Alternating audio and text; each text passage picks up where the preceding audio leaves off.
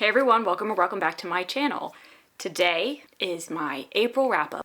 I cannot believe it is the end of April. We are, what, a third of the way into the year now? I read 20 books this month, so we'll go over some of the stats on those first, and then I'll go through them, but I'm not going to go too into detail because pretty much every book was in a reading vlog this month. So the few that are, I think there's like 2 that weren't, I'll go into more detail on those, but the rest of them, check out any of the reading vlogs from this month. I'll actually say which ones they were in, and then you can see my full thoughts and feelings on the books in those. So I read 20 books, which was 7,581 pages. I think my average rating was 3.9 this month, which matches February for my highest for the year so far. I read 7 fantasies, 4 thrillers, 1 mystery, 1 horror, 6 romances, and 1 literary fiction. And then I had 7 in the 3-star range, 12 in the 4-star range, and 1 5-star read. And we'll start with the 5-star read. I started the month with Heartless Hunter by Kristen Cicarelli. This book was phenomenal, and that's all I'll say. This was in my Fantasy for a Week vlog, so if you want my full thoughts on that, go there. I believe this will be a duology. It is called The Crimson Moth in places... No, I don't know if it's just the US that calls it the Heartless Hunter, but I've seen it called the Crimson Moth in more countries than I've seen the Heartless Hunter. So keep an eye out for that if you're in one of those countries. But I freaking love this book. Basic premise, witch hunter, witch romance. I gave this 5 stars, and it was, I think, like a 2 spice. I think this may have been considered YA, I'm not 100% sure, but the spice was not extreme.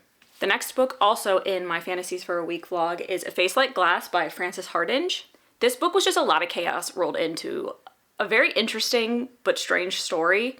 These people in like the underworld, under like our world, don't know how to make like emotional faces, so they have to be taught them, and there's this girl that can do that, and the whole point of the book is her figuring out like why she knows how to make different faces and nobody else does, and where she came from, and why that world is like it is.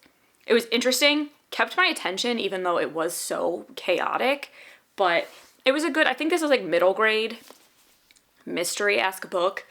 I gave it 3.25, so I would recommend it for someone in that age range. They may have enjoyed it a little more, although my adult brain got confused, so I don't know. Maybe you needed adolescent brain to understand this. I don't know. But still enjoyed it. 0 spice because it is like middle grade, but a fun little like fantasy mystery.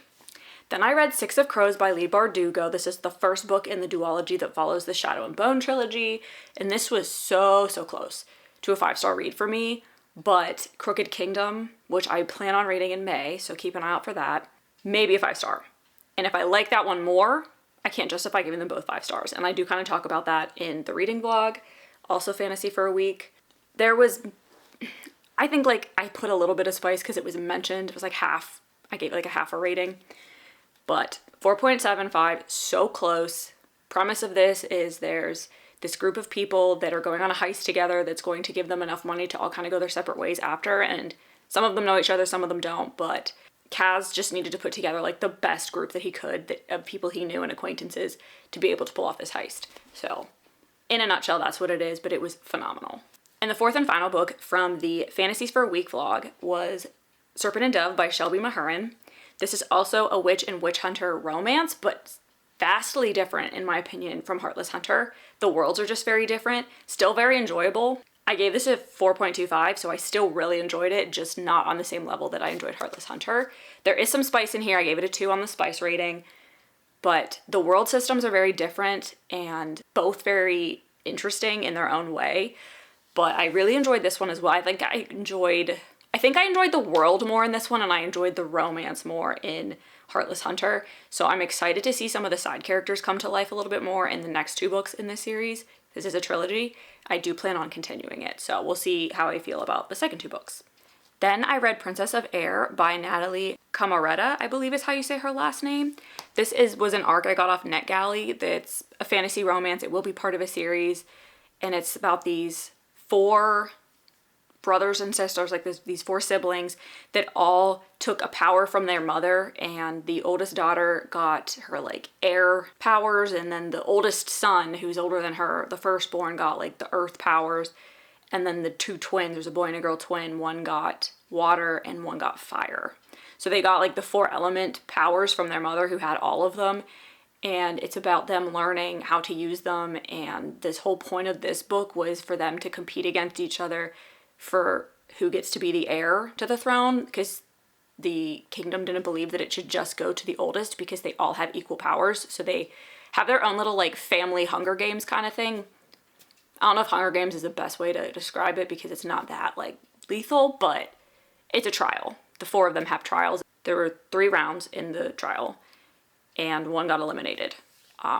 So there were 3 because the final 2 were in the last round. But there was also a really nice romance, I thought, in this. I really enjoyed that. And I loved our main character, Arabella. I just thought she grew so much and she was just a wonderful main character. But I'm very excited to see what happens in the next book, which may be the twin brother. Maybe, based on like what happened at the end. I think, let me look up when this comes out because I can't remember. This comes out June 11th, so just over a month from now. And I highly recommend it. It was a very good first book to what I believe will be a 4-book series. Now moving on to the thriller horror mystery 4-week vlog and the 4 books I read then. The first was The Escape Room by Megan Golden. I love Megan Golden. I have read 2 other books by her and absolutely adored them. Again, to talk about this in the vlog. But the premise of this book is that basically there's an escape room that these 4 people are sent to because they think it's a staff bonding thing. And it ends up being not that. And it turns a little bit too real. And all these secrets come out while they're stuck there. And I enjoyed the way that this story was like written with the 2 perspectives that you kind of got. So again, if you want more about that, check out the vlog. I gave this a 4-star, 0 spice. But highly recommend if you want a good like fast-paced thriller. Then I picked up Billy Summers by Stephen King, which was more of a mystery book, I'd say, than a thriller. I enjoyed this as well. The beginning was hard for me to get into, which is typical for his books. But I feel like a third of the way in, it really picked up. It went a way different direction than I thought. And again, I really enjoyed how he wrote this with the like dueling storylines that kind of merged at the end. Really, really liked that. Not one of my favorites by him, but still I would recommend for anyone looking to get into Stephen King that's maybe not keen to jump into what would be considered a horror book by him, because it's a little gross at times, but it's not what I would consider horror. This was a 3.75 and a 1.5 on the spice because there was a little bit, but again, not the main point of the story. We're just like following a hitman on his last hit and what happens during that. Very much enjoyed it. I really actually don't think I had like any duds this month, really. I can't think of any. We'll continue on. Maybe I'll find one that I forgot about. Next, I read The Broken Girls by Simone St. James. This was excellent. My first book by her. Again, like the storylines. I don't know, maybe it's a thriller thing with the storylines, but I liked how she did it again with there were 2 storylines that were like current time and then in the past, and then how they converged into one and like how they related to each other. Obviously, they didn't come together in time like Escape Room and Billy Summers did, but the stories related, if that makes sense. So I didn't really see how it was going to happen until it was happening. So she did kind of get me with a twist at the end of this, but I loved the characters. I really connected to the characters in this, which is not normal for a thriller for me. So this was a 4-star read and half spice, but highly recommend if you want, again, a fast-paced thriller that is different. To me, it's different than a lot of the thrillers I've read. So more about it in the thriller mystery horror for a week vlog. This book here is probably the closest to a dud I think I got this month, but it was not a book I purchased on my own. I kind of just got it accidentally, so I still read it. It's a horror book called Boys in the Valley by Philip Fracassi. There was a lot of paranormal, religious stuff in this book. It's about orphans at this religious orphanage in Pennsylvania in the middle of nowhere in like the early 1900s, 1800s, something like that. Early 1900s. So they don't really have ways to communicate with the people around them very easily, and these cops bring this guy to their door in the middle of the night that's possessed, and the ramifications of getting rid of that possession cause problems at the orphanage. So that's pretty much the premise of it. This is definitely what I would consider horror, even more so than most Stephen King's. I'm not going to say all of them, but most of the Stephen King's I've read. The storyline, again, was fascinating, but anything that leans really towards the religious side of like possession and stuff doesn't usually keep my attention that much, but still think it's an interesting read. If you're into horror, you'd probably love this. It was just a little slow at times for me, and it got a little repetitive towards the middle. So not really a dud because it's a 3-star read, but probably my least favorite book that I read this month. Now we're going to get into the romance for a week vlog, which was just 3 books. The first was This Spells Love by Kate Robb. This was a magical realism kind of romance book about a girl that makes a wish and she wakes up the next day and unintended consequences happen from it, and then she has to find out a way to undo the spell and get back to her life. But that involves like recreating a relationship with her best guy friend in this new reality and like learning different things about him and like what their lives could be like versus what they were like. All sorts of fun stuff, but this was enjoyable. I gave it a 3.25, 1 spice. It just ended very abruptly. That's really the one thing I can think that I remember that I didn't love about it. The storyline was interesting and it was moving along at a pretty good pace, and then like the ending I feel like just slapped you in the face and was done. So that was the one critique I'd say I have about this. Next was Pretend You're Mine by Lucy Score. This was a nice chunky spicy book, which we're used to from Miss Score, so not a problem. This is the first in the Benevolence trilogy, which takes place in Benevolence, Maryland, and that word is really hard for me to say today for some reason. And we follow our 2 main characters. The male main character, Luke, is from the town Harper is passing through accidentally after a bad breakup, and they meet at a bar under like interesting circumstances, and he ends up letting her stay the night until she can leave the next morning safely, and then she just never leaves. So this was like a 0 to 100 really quick, and then it kind of cooled off, and then it again went 0 to 100, and I do explain more about that in the vlog. So this was again a 3.25. I usually rate romances in the 3 to a 3.5 range. It takes a lot for me to go higher than that. And it was a 3 on the spice because it was very spicy in my opinion. There's also like a lot of accepting things that happen in your life that you can't control in this. So I did enjoy that part of the story and the like deeper meanings of it, but there was just that spice.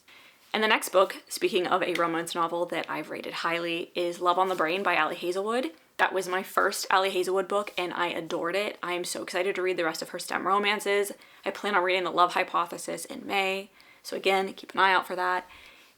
And I loved the book. I loved the characters. I loved the story. I loved the banter and the little nerd things that were all throughout the book. Like it just made my little nerd heart so happy.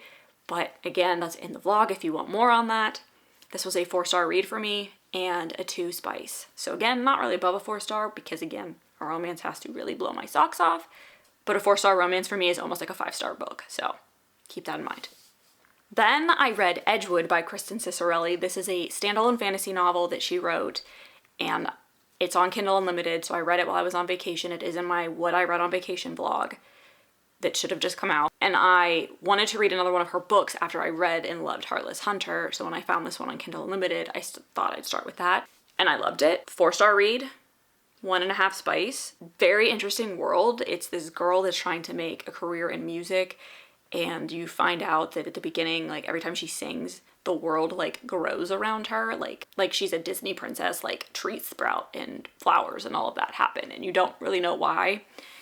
And then the more you find out about her and where she's from and the like mythology behind her hometown and everything that's going on there, she goes back to her hometown to find her grandfather who's gone missing. And there's this whole thing with this like wood elf king thing. I can't remember exactly what he was called, but there's this like kingdom hidden in the woods and people have to basically pay a tax to him so that he doesn't attack the town. And it's different. It was well written. She writes so beautifully that this world was just, I could just envision this world. It was phenomenal writing. And it was a very interesting story. It wasn't like anything I've read in a while, so highly enjoyed that one. Then I borrowed Happy Place by Emily Henry from my sister. She also lent me Love on the Brain. She's the romance reader. This was my first Emily Henry, and I really enjoyed this book, but not as a romance. I enjoyed the underlying plot and story of it, of accepting that as an adult, your friendships are going to change and the amount that you talk to certain friends could change, but you can still have a relationship with them if that acceptance is understood and you just figure out ways to work around your current life situations because they could be different. And for those of you that don't know, because I feel like Happy Place is all over the place, We follow Win and Harriet, and they were together for like a number of years. They met through their friend group. Their friend group was very tight from college on, and this is like a decade later, and they've just broken up after being engaged, but nobody knows because they didn't want to tell anybody. And when they get invited to go on the trip that they go on to every year with their friends, they were going to tell them, but then something happens and they don't want to ruin everybody's week, so they have to fake be together for that week. And then, it's a romance. We kind of know what's going to happen. But again, I really enjoyed what I would actually probably view as the main point of the book and the main thing we were supposed to get out of it, which was growing older and how your life changes because of that. So I gave that a 4.25. Again, a high rating for a romance book, but again, it was because I took more from the story than the romance, and it was a 2 spice. Then I read my second favorite book of the month, which I am trying to find physically because I can't find it. And I read it on Kindle Unlimited. But it is The Veiled Kingdom by Holly Renee, and it is the first, and what I don't know how many books are going to be in it. There's going to be at least one more because it comes out I think in June or July, and I cannot wait. It's about this girl who's like a princess that ran away from her dad's castle because he was like basically keeping her locked up because he didn't want anybody to find out her secret, and she runs into trouble in town after she's been living there on the streets for like months. She gets captured by the palace guards, and she gets captured with this girl who is the sister of one of these guys that's like high up in the rebellion. Like I think their father actually like leads this rebellion against this king and her dad. And she gets caught at the same time as this girl, and she has like the rebellion tattoo to help like keep undercover, I guess, like in the town if she were to get caught. And the girl's like, we can't leave her here, when her brother and her friend, the rebellion girl's brother and friend, come find them, and she insists that they can't leave Nira, which is the name she's going by. She tells her brother, Dacre, I don't know how you say his name, Dacre. She tells him they can't leave her there, and so they take her to go back to their like headquarters with them, but he's immediately distrustful because he can tell that she's not telling the truth about things and where she's from and her story and all of that. So there's an immediate like enemies hatred between Nira and Dacre. It is a true enemies to lovers. I don't even know that it's fully done. The end of this book was just so, I cannot wait for the next book to come out. And I really want to find this in physical form. Barnes & Noble is sold out online. I think I can get it on Amazon, but I kind of just wanted to go into a store and find it, and I can't. So I'll keep looking. If not, I'll just get it on Amazon. Highly, highly, highly recommend this book. It was such a surprise read for me. Next up, also in the beach reading vlog, is Deliver Me by Ashley Hawthorne.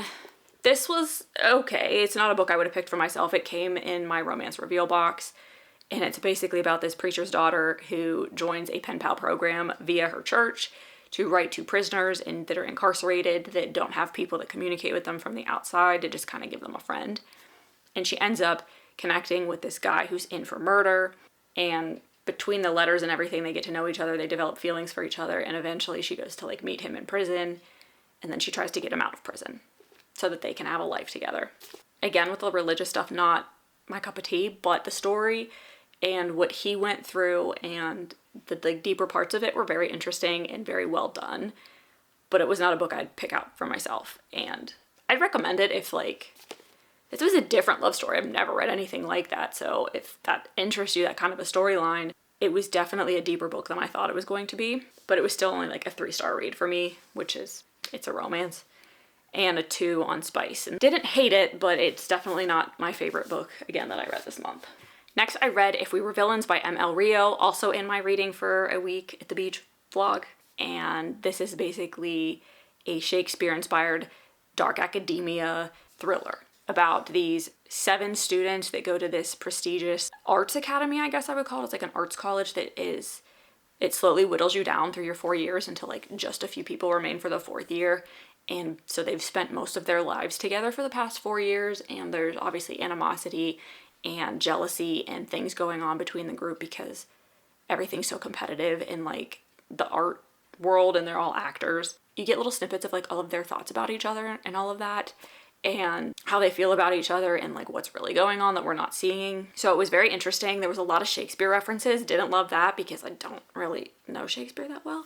But the storyline definitely kept me interested. I did not want to put the book down. I just skimmed the Shakespeare stuff at certain points. but there's a murder between the friends and it's uncovering what actually happened.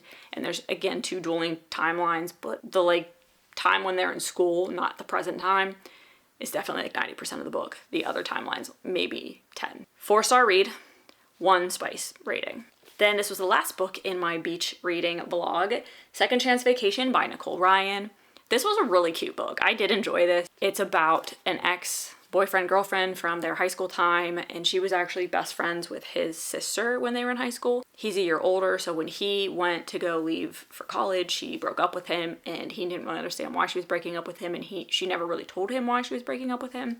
So there was a little bit of animosity there, and then she had a falling out with a friend, so they lost communication, and then years later, her new best friend, I don't want to say new best friend, but like her new closest friend and his college roommate are actually dating and want to take them both on a trip and set them up, but they don't know that they know each other. This is childhood second chance romance, childhood friend second chance romance, one bed trope, forced proximity. The only thing I didn't like about this was she had no reason to be as opposed to love as she was. I just don't feel like that was given a very good explanation. So I think a lot of their problems to me were just like surface level because I didn't understand what her issue was. This was a 3.25 star and 2.5 spice. Now for the final 2 books of the month, I did not put these in a vlog, so I will talk a little bit more about them. The first was Just Another Missing Person by Gillian McAllister. This is my second book by her. I read this Wrong Place, Wrong Time book that's talked about here, and I did enjoy that. It was like a time travel thriller. And in this book, we're following multiple POVs, basically mainly Julia, Lewis, and Emma. Those are our 3 main point of views. And Julia is a detective and is investigating the disappearance of this girl, Olivia.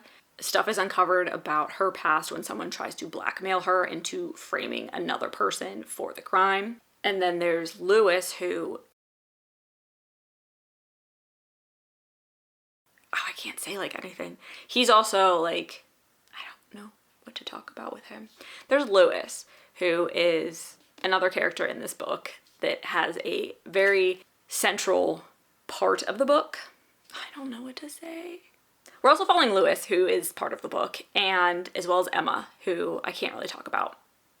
Those are the other 2 characters whose point of view you get on top of Julia's. So I don't really, I can't tell you anything about those 2 characters without spoiling the book. But those are the 3 point of views that it kind of rotates throughout the book. And it's about Julia trying to actually find out what really is going on with this Olivia disappearance, while also harboring guilt for another child that went missing that they never found, and dealing with the secrets that are starting to come unraveled because she's being blackmailed. Very interesting book. The ending kind of came out of nowhere, so it got me, but I'm not sure I loved it, if that makes sense. It was just so random, but still, I recommend it. It was a fast read, and her books are just so different and interesting, so 3.75, 0 spice. And then the final book, this actually might be tied for my second favorite book this month. I forgot about this and I just finished it. The Wishing Game by Meg Schaefer. This book got me so bad at the end. I just like all the emotions. I felt every emotion, and I do not cry easily at books. It is very difficult to make me cry. But this book follows a woman named Lucy, mid-20s, I think she is. And she's like a teacher's aide, and she really wants to adopt this boy that she has this like close relationship with through being a teacher's aide. And she always has wanted a child, but she just doesn't have the right home life for it. She doesn't have enough money to do it. You know, the typical things that stop people from being able to foster and or adopt children. And there's this book series. What was the book series called? Clock Island series that she used to read as a child, and it helped her through her like difficult childhood. So she reads these books to this boy because he also has had obviously a difficult childhood, and they bond over them. And this author hasn't written anything in like 7 years, I want to say. So you're getting her point of view, and you're also getting Hugo's point of view, who is like the artist for the books, who lives with the author on his actual Clock Island. So you're getting both of their points of view throughout the book. This is kind of, the best way for me to describe this is like Willy Wonka for book lovers. All of a sudden, Jack, who's the author, like is inspired to write, but he decides to play a game because he writes one book, and only one book, one copy. And he invites 4 people that were like super fans of his as a child, Lucy being one of them, to the island to compete, to win the book and do whatever they want with the book. And all of them basically need money in some way, shape, or form. So they're going to sell it to a publishing company so that, first of all, the book can be published and other people can read it, and that they also can get like the earnings from it. So that's kind of all I'm going to say about it. Is it's very like a Willy Wonka kind of thing. The emotions and the story, it was phenomenal. I think this was one of the it was the book of the month, book of the year finalist that I chose. It did not win. Abby Jimenez's Yours Truly? No, I don't know. One of her books won last year. So this was one of the runner-ups, and I already owned the Abby Jimenez book, or my sister already owned it, so I got this one. It was a very quick read. It's under 300 pages, but it was definitely like a book lover's dream meets Willy Wonka. So highly recommend this one as well.